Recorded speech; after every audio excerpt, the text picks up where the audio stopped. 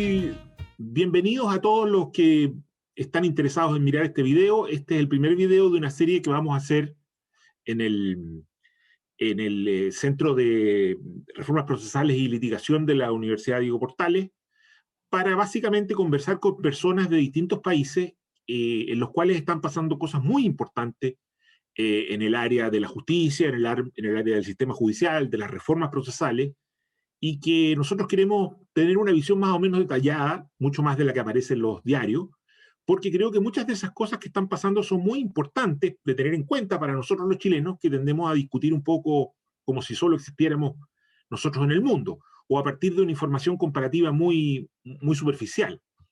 Entonces vamos a hacer varios de estos conversatorios o diálogos con expertos extranjeros, y vamos a partir hoy día con César Azabache, que es un amigo antiguo peruano con el que he tenido varias ocasiones la posibilidad de trabajar e interactuar en este tipo de escenarios académicos. César ha sido un destacado abogado, litigante durante muchos años. Además es un autor que ha escrito sobre el sistema procesal penal peruano, y además tiene una trayectoria importante como profesor e investigador de muchos años. De hecho, yo lo conocí en esa condición, no me acuerdo ya, hace si 20 o 30 años. César además sigue muy de cerca este tipo el desarrollo del sistema judicial peruano. De hecho, él me entrevistó en alguna ocasión para conocer la experiencia chilena, y de ahí yo un poco saqué la inspiración de hacer esta experiencia semejante, copiando la que él había hecho ya desde hace mucho tiempo, porque él tiene un programa permanente en el Perú. Entonces vamos a partir, bueno, primero agradeciéndole a César su disposición a participar, y luego pidiéndole que en general nos haga una especie de introducción a lo que ha sido esta última etapa, digamos, de relación tan conflictiva entre el sistema judicial y el sistema político en Perú. Me refiero a estas investigaciones de corrupción que han llevado a la destitución y encarcelamiento, incluso suicidio de un presidente.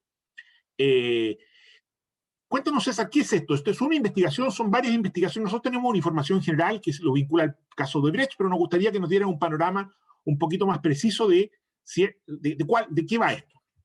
Encantado, Cristian. ¿Cómo ordenar la historia? Tal vez la mejor forma sea, como tú has hecho, poner como punto de partida diciembre del año 2016, ¿no? Con las revelaciones de Odebrecht en los Estados Unidos. De varias maneras, las revelaciones de Odebrecht ponen en jaque al sistema judicial en el Brasil, pero de inmediato se duplican en el Perú. Creo que no miento, de hecho no exagero, si sostengo que Perú es el país que ha sido más fuertemente influenciado por la ola de descubrimientos y hallazgos de los casos Odebrecht, ¿no? Y que más fuertemente ha replicado los esquemas de delación premiada de Odebrecht, aquí le llaman colaboración eficaz, incluso corporativa, no solo individual. De varias maneras, como tú has notado, la historia de los casos Odebrecht ha partido nuestra historia reciente en dos. Pero creo que en realidad el modo en que han ocurrido las cosas, llamativo, el presidente Alejandro Toledo, el primero después de la transición de principios de siglo, tiene ahora un proceso de extradición y está arraigado en los Estados Unidos. El presidente García Pérez se suicidó el mismo día que iba a ser detenido por la policía. El tercer presidente del siglo fuera de la transición, Pedro Pablo Kuczynski, tuvo que renunciar cuando se descubrieron sus relaciones con Odebrecht y está ahora con un prolongado arresto domiciliario en un proceso paralelo, no exactamente de Odebrecht, pero el expresidente Vizcarra fue destituido y está sujeto ahora a dos procedimientos fiscales muy duros por actos de corrupción con constructoras, no exactamente Odebrecht, pero nacionales del mismo periodo. Keiko Sofía Fujimori, una de las candidatas a la presidencia actual, está en este momento acusada por recibir dinero de Odebrecht de manera clandestina con ocasión a sus postulaciones. Susana Villarán, una de las últimas alcaldesas de Lima, tiene un procedimiento, estamos esperando su acusación en cualquier momento también. Castañeda Locio, el penúltimo alcalde de Lima, está bajo investigación también por sus relaciones con Odebrecht y con AES. De modo que en este instante... Ollanta Humala me parece que se te quedó fuera. Ollanta Humala se me pasó fuera de la lista. El presidente siguiente a García Pérez está también ya con una acusación por haber recibido dinero de Odebrecht durante su campaña política.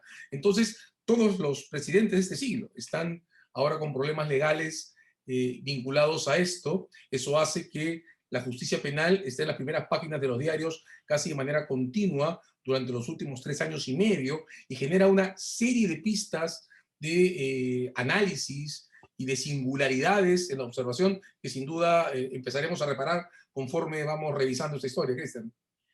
César, ¿esto ha sido conducido por una fiscalía, por una unidad de la fiscalía? ¿Cómo ha funcionado? Porque esto es una persecución bastante sofisticada, con manejo de mucha información, mucha especialidad. ¿Cómo ha funcionado eso en la fiscalía? Bien, mira, cuando comenzó la historia, en el verano del 17, era fiscal de la Nación Pablo Sánchez, a quien tú conoces, uno de los profesores de Derecho Procesal más importantes del medio. Él lo que hizo muy pronto fue designar un fiscal especial, uno, y armar un equipo alrededor de él. Él se llamaba Hamilton Castro. En ese momento, verano del 17, lo que se veía emerger eran los casos por sobornos en obras públicas y en proyectos. Para ese momento, los sobornos revelados por Odebrecht superaban los 30 millones de dólares. A este momento superan los 80 millones de dólares los descubiertos. Y el caso parecía concentrado en una cuestión sobre obras públicas. Hamilton Castro obtuvo muy pronto un primer acuerdo con Odebrecht en el que Odebrecht entregó 8 millones de dólares como señal de su intención de no litigar contra el gobierno, sino siguiendo la pauta de los convenios de los Estados Unidos, entrar en una lógica de delación y revelación de hechos. Sin embargo, el procedimiento con Hamilton Castro empezó a observarse como lento y muy pronto aparecieron evidencias de fondos de Odebrecht introducidos o filtrados en procesos más complejos, los de la política y las elecciones. Esos casos no fueron tomados por ese equipo, sino que originalmente fueron tomados por los fiscales especializados en lavado de activos, que entonces empezaron a tomar el control de los hechos más dramáticos, ¿no? Ahí comienzan los casos de la señora Keiko Fujimori, por ejemplo, el de Nadia Heredia y Ollanta-Humala, ¿verdad? Entonces, en ese momento hubo que tomar una decisión. Estaba terminando ya Pablo Sánchez su gestión. El señor Chávarri tomó la Fiscalía de la Nación en medio de muchísimas polémicas sobre sus propias relaciones con mafias activas, y fue él el que decidió concentrar las investigaciones en el equipo de lavado de activos, que absorbió los casos de la política y los casos de obras públicas. A partir de ahí se ha desarrollado un paquete muy complejo de casos, muy extenso además, porque las leyes en el 17 autorizaron para los casos complejos de criminalidad organizada, de lavado de activos, cosas sobre las que sin duda hablaremos, investigaciones fiscales de hasta 36 meses. Pues se ha abierto un ciclo muy duro, pero un ciclo además demasiado extenso desde el punto de vista de quienes lo estamos observando, porque ahora estamos ya bien entrados en 2021, a puerta de elecciones, y no tenemos todavía un solo juicio instalado. Pues la tensión acumulada por investigaciones fiscales de esta envergadura ha empezado a deteriorar también en muchos aspectos buena parte de la solidez inicial con lo que el Ministerio Público encaró esos casos, ¿no? César, una pregunta más bien de corte procesal. Ponnos al día, porque eh, Perú tiene un sistema procesal de tipo acusatorio, llamémoslo así, con fiscales que tienen la facultad de perseguir, pero ese sistema entiendo yo que no está vigente en Lima, pero sí para estos casos de corrupción. Ponnos al día, ¿cuál es el sistema procesal o las características básicas del sistema que trabaja estos casos? Gran pregunta, Cristian, porque esa es una de las enormes paradojas, de las múltiples paradojas que atraviesan la historia peruana en materia de justicia penal. Y como tú sabes, el primer esquema de código procesal, llamémosle acusatorio para tener una referencia clara, el primer esquema de código procesal basado en la actividad de la Fiscalía se aprobó aquí en el 91, pero no entró en vigencia sino luego de una reforma que se aprobó en el año 2004. Y para Lima, formalmente no está vigente como regla todavía. Lima, hay que decirlo, es una ciudad que concentra el 30% de la población del país. Para 7.500.000, la tercera parte de la ciudad, el código no rige. Pero es que hay un antecedente en esto, y es que los casos por corrupción en realidad en el Perú han tenido una historia propia y una dinámica distinta a la que ha tenido el sistema político. Comenzaron en la transición del año 2000 con los casos anti-Fujimori, bajo las reglas del código antiguo, desarrollaron esa vocación para atravesar las autoridades bajo las reglas del código antiguo, que era el de un procedimiento escrito, y llegaron hasta el gobierno de García, todavía sosteniéndose. En el caso, durante el gobierno de García hubo aquí un escándalo muy fuerte, el descubrimiento de una relación inapropiada entre directores, un director en particular, el señor Klimper, de la petrolera estatal, con un concursante noruego, que fueron reveladas por grabaciones que llegaron a los medios y que hicieron estallar un gabinete entero, el gabinete del señor del Castillo. En tiempos de García, con ocasión a ese escándalo, el gobierno decidió autorizar el uso de las reglas procesales del año 2004 para los casos de corrupción en Lima incluso, y de ahí se han extendido también para los casos por criminalidad organizada. Entonces tenemos la enorme paradoja de equipos de fiscales sobre corrupción que, más allá del deterioro del resto del Estado que ha sido sostenido, han ido acumulando legitimidad durante 20 años, incluso bajo las bases del Código del 40, y se han adaptado al empoderamiento que les da un esquema que les entrega el 100% de la conducción de la investigación, con una cosa muy difícil de explicar, que es esta extensión de los plazos de investigación preparatoria hasta por 36 meses. No estoy seguro si la combinación sea realmente estable en términos institucionales, creo que tenemos que regresar sobre eso, pero ha habido entonces al mismo tiempo un proceso sostenido de adelgazamiento de la estructura del Estado y de fortalecimiento de las fiscalías, más que bajo la bandera de la reforma, bajo la bandera de la lucha contra la corrupción. Perfecto. Clarifícanos un punto este de los 36 meses. Esa extensión de plazos para investigar que tú dices que favorece la persecución, ¿proviene de la ley, de alguna jurisprudencia? En realidad favorece a la fiscalía, no necesariamente a la persecución, ¿verdad? Es un tanto desbalanceada. Mira, la historia fue así. En el esquema original nuestro, igual que en el caso de ustedes, la investigación fiscal se formaba en el momento en que el fiscal podía hacer una imputación contra alguien y tenía que reportarlo a un juez que obtenía las facultades de control sobre el desarrollo de la investigación y autorización de cautelares. Desde el Código del 91, desde el modelo del Código del 91, se concedía a ese fiscal un periodo de 20 días para que antes de decidir si habría investigación o no, pudiera completar información que le faltara, qué sé yo, la edad del imputado, si era mayor de edad o menor de edad, aclarar el nombre de la víctima, si es que había alguna ambigüedad en eso, o si era un no identificado, cosas de ese tipo, ¿verdad? Por una razón que creo que es puramente organizacional, un problema de mal manejo de congestión y de retardo en la toma de decisiones, esos 20 días fueron estirados a 60. Y luego, ya en el marco del Código del 2004, y luego fueron abiertos a lo que el fiscal pidiera tener como investigación preliminar. Entonces, en lugar de tener diligencias urgentes, se abrió toda una etapa de investigación preliminar que la Corte Suprema terminó declarando podía durar lo mismo que la investigación preparatoria. Pero aún así, la congestión siguió siendo mal manejada.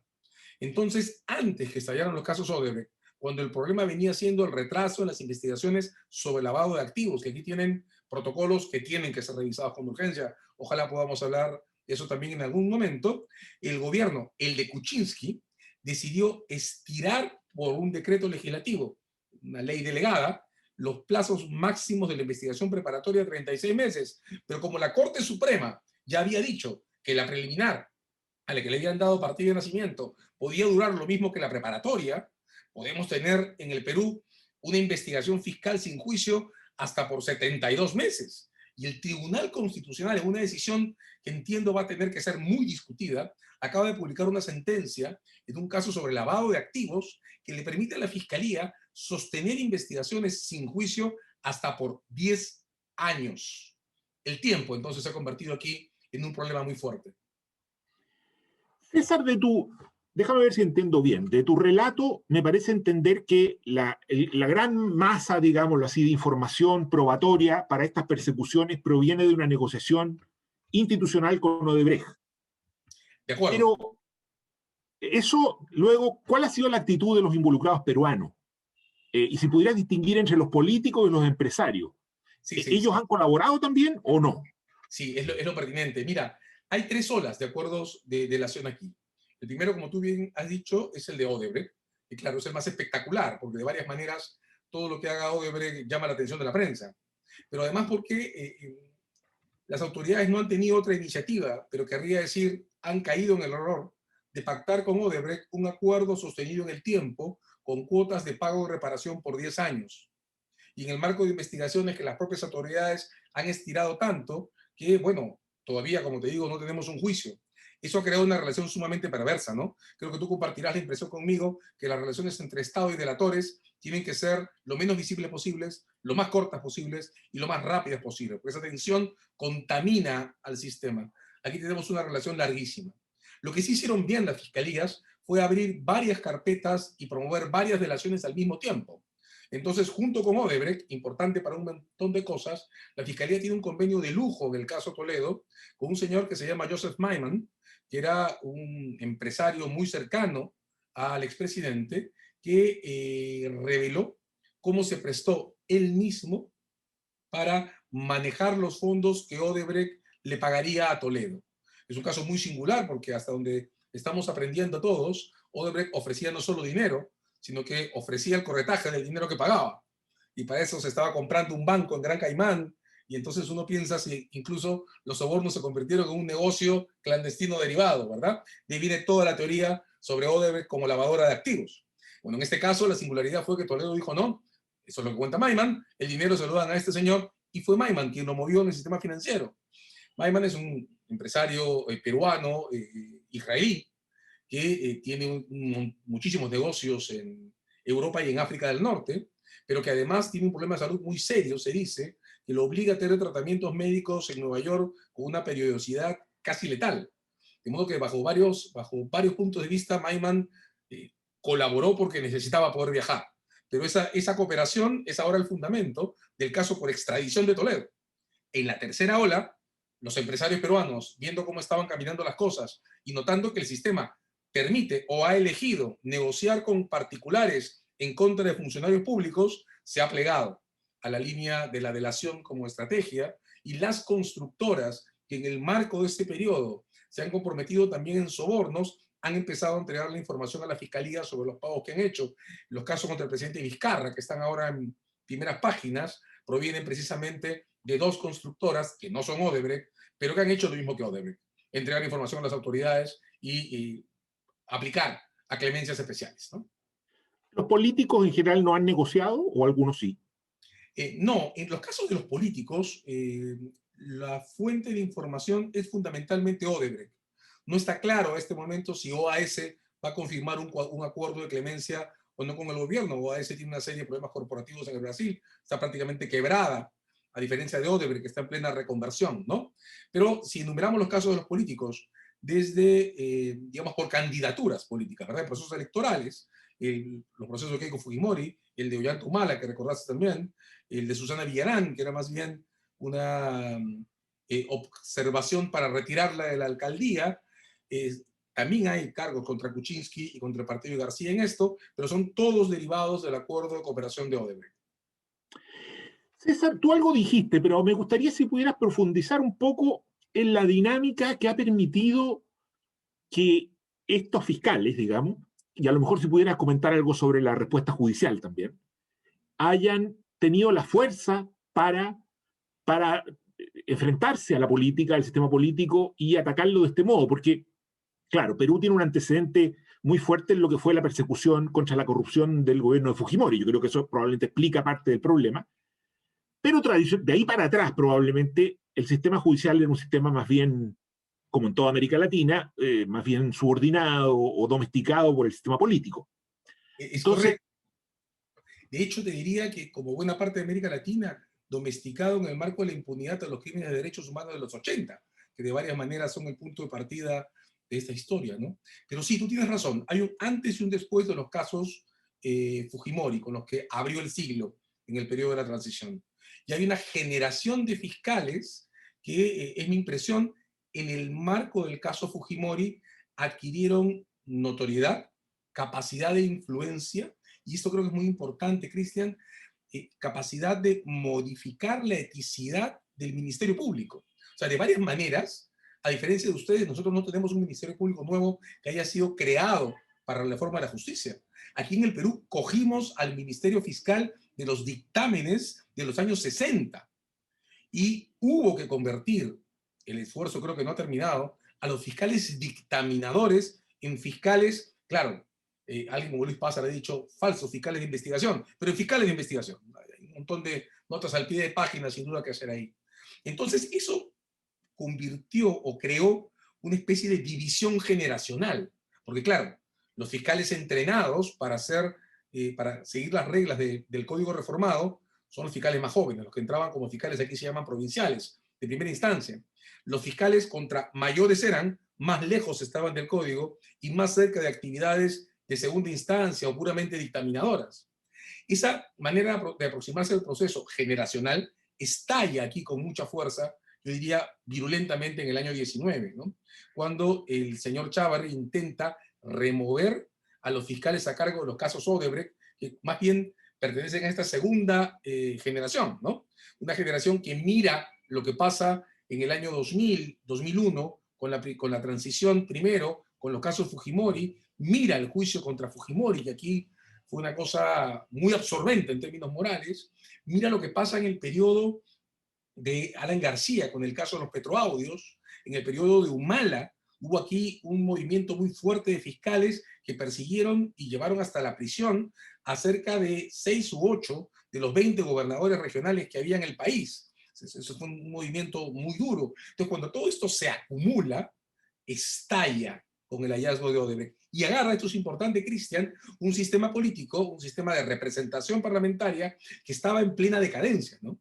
Desde el entusiasmo corto de la transición del 2000, el sistema va decayendo hasta que encuentra un punto de explosión cuando encuentra que el presidente, el segundo del siglo, el del año 2001, que era un abanderado de la lucha anticorrupción, el dirigente que movió una gran marcha aquí que se llamó la Marcha de los Cuatro Suyos contra la corrupción de los 90, había querido cobrar 30 millones de dólares por una obra pública.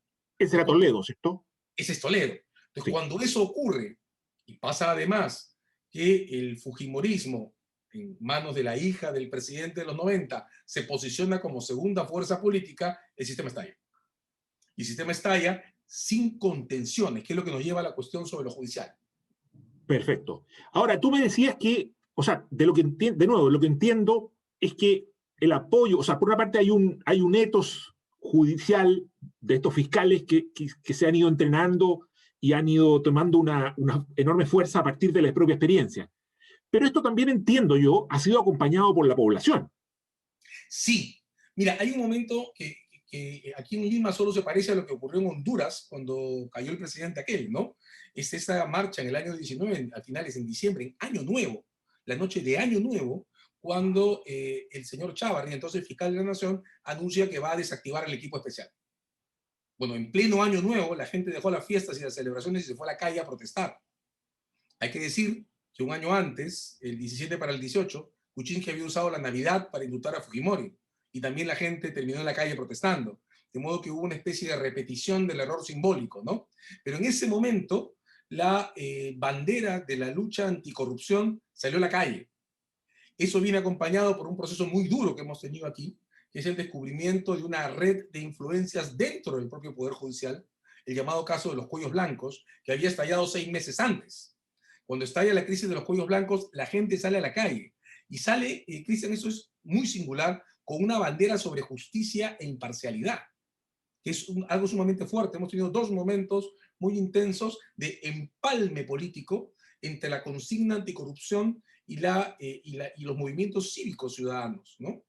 Eso, sin embargo, está ahora también en riesgo porque el último presidente que enarboló las barreras anticorrupción, Vizcarra, está ahora sometido a investigaciones por sus propios actos de corrupción, ¿no? Y eso empantana terriblemente las cosas, ¿no? César, eh, esta, esto que tú has descrito respecto de la fiscalía, ¿cómo en el ámbito judicial? Mira, el judicial tiene un proceso, creo, algo distinto, ¿no? Nuestro judicial se ha consolidado fuertemente a nivel de Corte Suprema. A partir de la transición entraron en vigencia reglas que permiten que la Corte Suprema adopte acuerdos casatorios y defina líneas de jurisprudencia relativamente uniformizantes.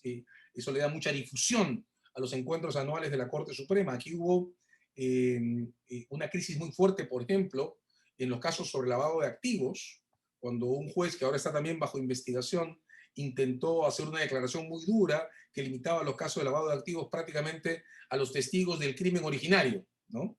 Pedía para aceptar una investigación sobre lavado que el que recibía los fondos hubiera casi estado presente en el crimen primero. Eso provocó aquí un escándalo que hizo que la Corte Suprema se convocara a sí misma para emitir una decisión que ha marcado un antes y un después. en esta línea de cosas. Entonces yo diría que la Corte Suprema en el Perú está dialogando con el Constitucional en punto a producción de jurisprudencia. Es casi inabarcable la cantidad de material que está generando la Corte Suprema, como digo, casi en una sana competencia con el Constitucional, que aquí es muy activo. Siento que hay una tendencia además muy fuerte, que es la que ha hecho que ahora tengamos una mujer como presidenta del Poder Judicial en el Perú, pero creo que eso todavía no ha impregnado todo el sistema. Entonces te diría que si bien el Ministerio Público ha cambiado su imagen y se ha posicionado de otra manera a nivel de investigación, el judicial, creo, no está haciendo un contrapeso suficiente para evitar que esa expansión y esa potencia de las fiscalías deje de dañar al sistema. La cantidad de decisiones que el judicial toma conteniendo a los fiscales que están más reputados y que tienen más potencia comunicacional es mínima. Y aquí eso se siente, si sigues los trabajos que Luis Pázar ha estado publicando, creo que es quien lo dice con más dureza, con más claridad, pero aquí se siente que el judicial le dice no muy pocas veces a la fiscalía. Y eso es malo en el sistema, porque para comenzar no filtra la cantidad de casos que avanzan a esta etapa de juicio, y no filtra, creo que esto es lo más serio, Cristian, entre nosotros, el uso de ciertas coartadas semánticas que están usándose para expandir la influencia que la fiscalía adquiere reteniendo investigaciones que no lleva a juicio. Aquí, por ejemplo, los pedidos de libertad provisional, en los casos más notorios, se han convertido en realidad en adelantamientos de juicio, a tal extremo que si tú cuentas la cantidad de tiempo y de páginas que un fiscal dedica a afirmar que el requerido para prisión preventiva es culpable, esta es infinitamente mayor que la que dedica a mostrar que necesita su detención. Esa es una primera coartada que daña el sistema. El uso de las reglas de lavado de activos, aunque la Suprema ha tratado de atajarlas, no es parejo en el sistema, ¿verdad? Y el sistema no sabe decirle no a quienes les piden que se investigue a otros o lavar activos.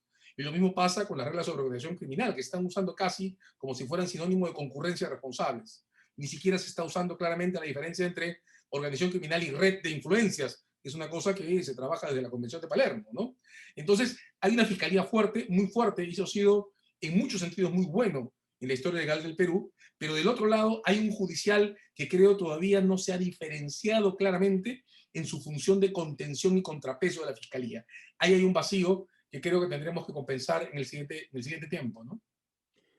César, ¿y no han tenido, o cómo se ve el problema, digámoslo así, de que esta fiscalía tan fuerte vaya a poder, digamos, o algunos de sus miembros, derivar hacia el sistema político como candidatos, como el caso de Moro, que yo creo que es el más evidente?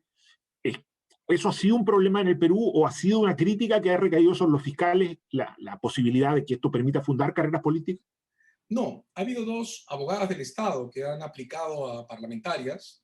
Una, Jenny Vilcatoma, fue congresista en el Parlamento que se destituyó, y otra, Catherine Ampuero, está postulando ahora. Son las únicas. Del Ministerio Público nadie ha saltado a la representación política ni al gobierno en posición de ministro, por ejemplo, ¿no? Hubo un presidente del Tribunal Constitucional que fue ministro de Justicia, pero un tiempo después de dejar el cargo, y era un hombre muy joven, Víctor García Toma, de modo que nadie vio eso como un salto de un lado al otro, fue una especie de evolución natural. Él es de hecho abogado privado, aquí un abogado privado puede ser juez del Constitucional, de modo que eso no generó ninguna energía perversa.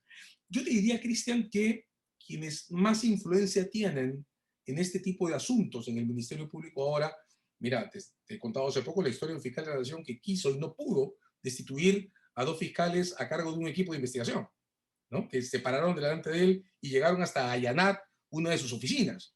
Bien, quienes pertenecen a esa generación, creo, tienen una vocación corporativa muy intensa. Es decir, son personas a las que veo aplicando para fiscales superiores, fiscales supremos y fiscal de la nación en un plazo relativamente corto, pero no los veo saltando a la arena de la representación. Nota, hace un rato te comentaba que aquí el fortalecimiento de las fiscalías ha ido a la par del debilitamiento del canal de representación. Entonces, la profesión legal se está mirando a sí misma como una fuente de poder propia. Es un proceso muy singular, ¿no? Pero yo me podría imaginar que Rafael Vela, por ejemplo, el jefe del equipo especial, podría estar más cerca. De hecho, estoy seguro que será fiscal de la Nación en algún momento y quizá de ahí salte al Tribunal Constitucional, pero difícilmente va a querer hipotecar ese capital en una carrera representativa, ¿no? Eso es muy interesante. Ahora, ya digamos, saliéndonos un poco de la cosa más técnica y más puntual, y entendiendo que es muy temprano para hacer ninguna evaluación, pero tú acabas de decir que tú ves que el proceso de fortalecimiento de la Fiscalía y de las investigaciones ha sido paralelo a un proceso de decaimiento de la clase política y del sistema político. Pero si lo miras en una perspectiva de más largo aliento, ¿tú tienes la expectativa, la esperanza de que esto va a derivar en una limpieza, por lo menos a cierto nivel, del sistema político? ¿O ves que más bien la destrucción del viejo sistema político puede dar lugar al surgimiento de un peor sistema político, que es uno de los temores que se suele expresar en estos procesos y que, por ejemplo, no sé, en el caso italiano siempre se menciona como uno de los problemas más evidentes? Bueno, mira, te doy dos pistas que en este instante no solo me preocupan a mí, sino que creo que son parte de la agenda de las incertidumbres que vienen, ¿no? Para estas elecciones tenemos hoy disputando o posicionándose en la segunda plaza para pasar a reelecciones a un candidato que no es que sea de la extrema derecha, sino que es, ¿cómo podríamos decirlo? Un fanático religioso que acaba de declarar que se flagela a sí mismo pensando en la Virgen María, ¿no? Eso es algo que no te conduce, digamos, respeto a quienes lo sigan, pero es algo que no te conduce hacia un proceso de racionalización de la política, sino todo lo contrario, ¿no? Es algo que te muestra una subjetivación fanática difícil de explicar en términos verdaderamente racionales. Entonces, creo que eso es algo que muestra un factor de riesgo. Lo segundo es que la cantidad de casos constitucionales sobre leyes indebidas que el tribunal está viendo ahora demuestra que se está cerrando el canal de previsión del Parlamento sobre sus resultados, ¿no? A este al Congreso actual no le importa sacar una ley que pueda ser luego atacada en el tribunal, porque luego atacarán a los jueces del Constitucional en la prensa. Eso te da una mala señal, ¿no? Porque es como las ventanas rotas. Cuando un Congreso se acostumbra a sacar leyes inconstitucionales y no le importa, pues entonces genera una pauta que otros parlamentarios siguen por simple populismo y espectacularidad, ¿no? Por tener su propio caso contra el Constitucional. Entonces, todas las pistas para el deterioro están echadas y aquí vemos con mucha preocupación al Parlamento. Pero hay señales contrarias también, ¿no? Mira, aquí hace poco una mujer acaba de ganar el primer caso constitucional sobre su derecho a decidir el momento de su muerte, ¿no? La señora Ana Estrada planteó con la Defensoría del Pueblo al costado una acción de amparo para que el gobierno le autorice o autorice a sus médicos a atender el momento en que decida morir. Ella está muy mal en una enfermedad terminal que la tiene paralizada completamente, ¿no? Y lo ha ganado en los tribunales. Mira la señal, ¿no? En condiciones institucionalmente estables, la campaña de la señora Ana Estrada había tenido a gente en el Parlamento pidiendo una ley que derogue la regla del Código Penal que deja como apenas un atenuante la asistencia de una persona en sus condiciones. Y aquí Ana Estrada no ha ido al Congreso, ha ido a un tribunal. Entonces, de varias maneras, en este instante, los tribunales se están convirtiendo en un refugio que lleva a una concepción de la legalidad constitucional decidida en juicio. Y casi te diría que esta es una especie de tendencia en formación que está haciendo que los jueces del Constitucional sean políticamente más importantes en lo institucional que los parlamentarios. Casi te diría que nos estamos preparando internamente en el Perú para vivir a pesar del Congreso, con una legalidad que sale en las manos de los parlamentarios. Yo creo que va a ser largo, espero que menos de lo que podría, pero que va a ser largo el proceso para poder impregnar de legalidad institucional nuevamente al Parlamento, ¿no? Pero en este momento estamos, Cristian, aquí, creo, en una fuga hacia los tribunales que requiere además un judicial más intenso, un judicial que se diferencie de esta tendencia tan expansiva del Ministerio Público también, ¿no? Por último, César, digamos, me queda no creo que nos ha dado un panorama bien completo y muy informado, por supuesto, de lo que está ocurriendo, pero hay un dato que se me está quedando fuera. Porque por otra parte, o sea, uno recibe otras noticias de otros estudios, de la presencia de la corrupción al interior del propio sistema judicial. ¿Cómo juega esta historia, que yo entiendo que también ha sido un motivo de gran preocupación y gran, digamos, repudio ciudadano, esta historia de corrupción al interior del sistema judicial, hasta qué punto es cierta, hasta qué punto tiene manifestaciones, y cómo juega con esta otra posicionamiento del sistema judicial como un sistema más independiente y que cuestiona el sistema político? Gran pregunta, Cristian.